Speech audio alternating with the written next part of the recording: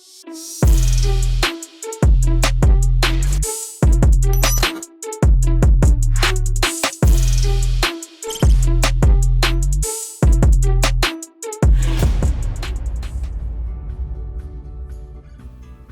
there, Peter Vekselman with Laura Altman. Laura, how are you? I'm good, Peter. Good. So what I want to talk to you about today, and really what I want to talk to everybody today, is the importance of having a team. You know, one of the things that I think so many people overlook when they get into real estate business is the team concept.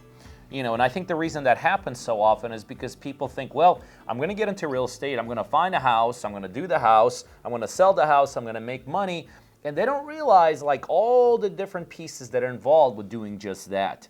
You know, a lot of times people don't think they need a team because they don't understand the concept of leverage and you know, creating a lifestyle as opposed to just trading time for money. But before we get into that, one of the things, Laura, I want to talk about to our audience is that the importance of not just having a team, but the importance of having a team that's been with you for a while. So let's just talk a little bit about your history. How long have you been with me? 10 years. 10 years. 10 years. Now, interesting, what you do now, well, let's just talk from the beginning. When initially you started, what were you doing? I was a phone pro.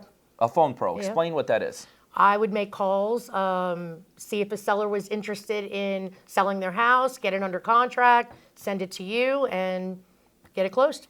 So really what Laura started, and you know, if you all follow me, you know when I talk about the very first way to expand in this business, the very first person to bring on, that's what I always talk about. I talk about the importance of having callers, the importance of leveraging your time there so other people can take the calls for you, other people can screen it. Ultimately, you got to the point where you're actually negotiating deals, weren't you? Oh yeah, absolutely. You know, that's a very interesting concept, and Laura, one time you and I need to revisit this and talk about that, because a lot of people think that all of an individual who makes calls can do is just make the call and create a lead. Reality is, talk a little bit about that. You were taking all the way from making a call all the way to getting properties under contract? Yep.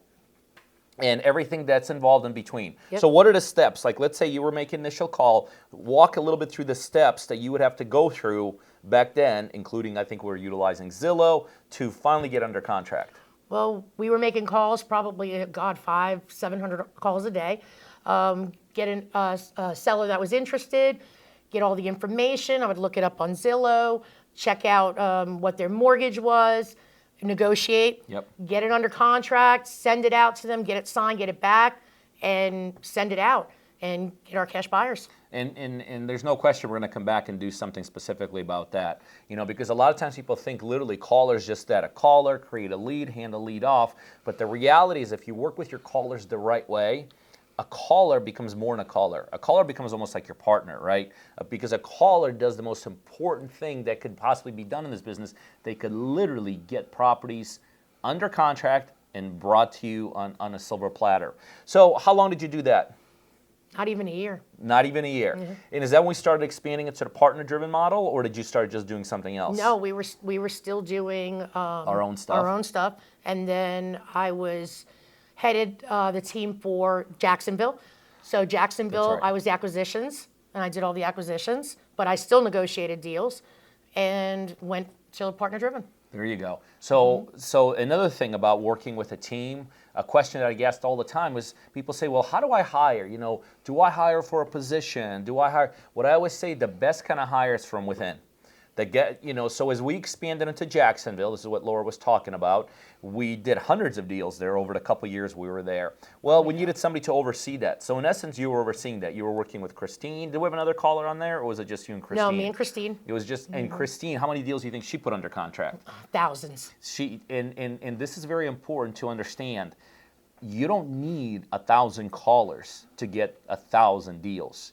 You just need a couple good callers, a couple good negotiators, and you could literally get into the dozens and dozens and hundreds, if not over 1,000 deals. So then slowly, you transition out of that because we as a company transition out of doing our own deals. We transition into what we do now, a partner-driven model where we partner with people. So talk a little bit about your responsibilities now. Really, it's not just to myself anymore. It's really to our partners, right? Correct. And talk a little bit about what you do there. So when the partners have made their appointment with their seller, they're going to request a contract from me. I send them over the contract. I go through all the information, find out if there's a mortgage, any other pertinent information to it, send it to them, and then keep going until I can follow up with them till I get it back. You know, another very important aspect of a team, and this is what we just talked about, is an ultimate way to develop a team is slowly progress people upward and upward, upward. But the good thing about what you've done is you've been in these different pieces, right? You've done these different parts. So now, one of the things I always talk about, you could spot when either one of our own callers is doing the wrong thing, or maybe one of our partners' callers is doing the wrong thing, right? Because you've been through every facet, you are able to identify whether something is a good deal or whether or not something is a bad deal. Talk a little bit about the importance, and I don't want, I know people don't want to toot their own horns, but how important is it to have someone like you when it comes to doing deals? To someone to identify deal or no deal? Well, it's all about money. You always want to protect the money, but you want to know you're doing a good deal, so you don't want to be throwing out bad deals. You don't want to waste time on a bad deal. So if it's going to be a bad deal, I'm going to tell you. I might be a little bit harsh on it, but I'm going to tell you, move on, find the next one. If you stick to that one, you're not going to get anywhere. But I paid attention. I've watched, I've learned how to negotiate from you. So now I know if something's bad, I'm going to tell you it's bad. One of the mistakes that I see so many newbies make, and Laura, you see it all the time, is what I call, want to get a deal done at all costs, right? Because they see something we don't see, right? And they're being told, what would you, there's a lot of new people listen to this podcast. Talk to that new person that just at all costs wants to get a deal, and they start bending the numbers. They start going with what, you've heard this all the time. I'm going with my gut. I just know this is going to work. Talk to that person that just at all costs wants to get a deal done. Is it more important to get a deal done like the first month you're in a business, or is it more important to wait for the right deal so you're in this business over a long time? Waiting for the right deal. We've had a couple of partner-driven partners that have done this for a while. It took them a year and a half. Now they are just on it, one right after the other. We've got rehabs going. They didn't waste their time. If we said it was a bad deal, they moved on to the next one, and that's how they got to where they are right now. It's interesting. I didn't even think about that, but I was just talking to Mary, our closer, earlier today, and we were talking about Jamari. And Jamari's done over 15 deals with us. And just as you said that, it hit me. Jamari didn't do a deal right away, didn't he? Year and a half. Took him a year and a half to do the first deal. He's 15 deals deep. If you follow myself on this podcast, you actually saw Jamari with us about a month or two ago. As a matter of fact, as I kind of survey the situation, somebody like a Glenn, I know Seth's been with us for a while, he didn't crank a deal. Would it be safe to say that most people that stand the test of time don't do a deal in the first week? Correct. And as a matter of fact, it's the person that does a deal in the first week, usually it's the wrong deal, right? Usually it's the deal because they just want to do a deal, and they tend to be the people that get out of the business. Don't you agree? Correct. They get a little cocky on that, and then it hurts them. If they wait, it's going to come. Like Jamari, his first rehab, we just completed and sold it, 3 days? Yep. But that was his first one, and it took almost 2.5, a little over 2 years. Now he's on a second one. So he has just found his niche, and he's just going for it. Absolutely. He's going to do fantastic. No, absolutely, absolutely. So let's bring this back to the importance of a team. I could tell you from my perspective, a lot of times I'll get interviewed on something like this, Laura, and people will ask me, what is the most important thing about the real estate business? And they always think I'm going to say things like money, and I know what they're teaming up for. They try to think, well, it's the location, it's the city. But I always reference back the same thing. The most important thing is having the right team around you, especially if you want to be in this thing for a long time.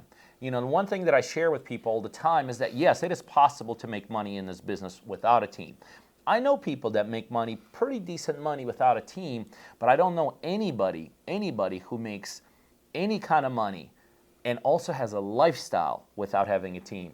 So as you guys are thinking about, what do I focus on? What do I zero in on? Again, if you follow me, you hear me talk about it. The very first person on the team you zero in on is somebody how Laura started. How many Lauras did we have back then? How many of you guys were you calling when you started with us? When we started, we had about 7. We had about 7, and then what was our biggest peak? 22. We had up to 22 people frontline calling.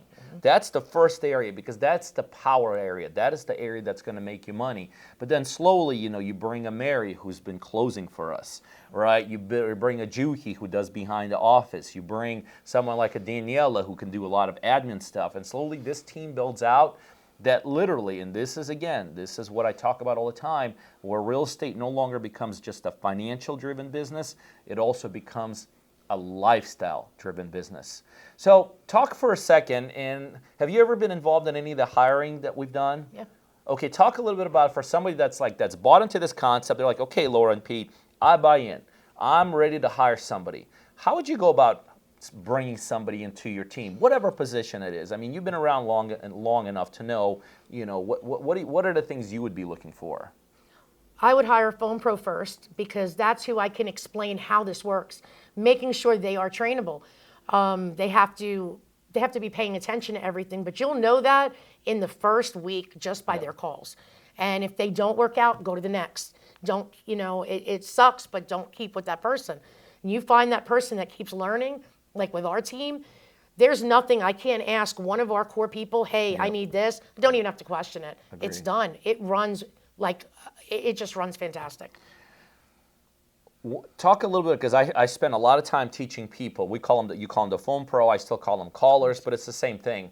Talk a little bit about this. A lot of times people, when they ask me questions, they'll say they believe the phone pro should be exactly what you said. They should be able to, from day one, make the call, negotiate the deal, get a property under contract, coordinate inspections.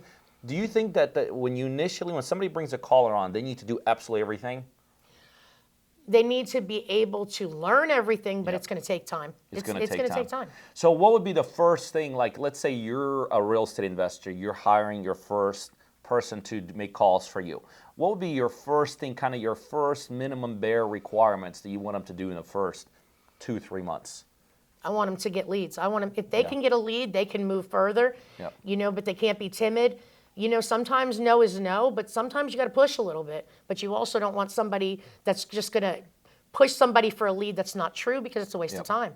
But as long as they can learn and then teach each step. Well, and this is very important what you just said, and I want to say it in a different way that I talk about all the time. You have to be willing to invest time into people. Absolutely. One of the mistakes that I see people make, Laura, and I know you do with some of our partners that try to, bring people on, they just kind of bring someone on and they throw them to the wind. Kind of like, hey, here's 1,000 leads, go get me a lead, go get me a deal or do that. You really, really, really have to invest time. Now I'm going to, before we started, Laura's like, what kind of questions are you going to ask me? So I am going to throw a little curveball at you, because I want to get your personal opinion, because we've been on both sides here.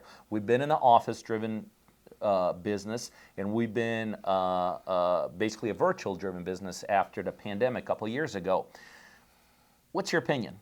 Let's say, and again, not at the level we're at, but there's a lot of newbies listening to this that are just getting their businesses started. And the question that I get asked so often is, Pete, should I get an office? Is it better to do it virtually? You guys do it virtually. Like if you were starting at zero, what do you think? What's the value of, being face-to-face, in an office space like this, or as opposed to, would you go virtual? What's your kind of like, now that you've been on both sides of the equation? I probably wouldn't start virtual. I would have to see that because a lot of people, they're going to say they're making calls and they're not. I would want to see what they're doing. So even if it's a 2-weeker, meet at Starbucks or something, but I wouldn't jump to it, because an office is expensive. Now later on, you might get those phone pros that just go. Yeah, absolutely.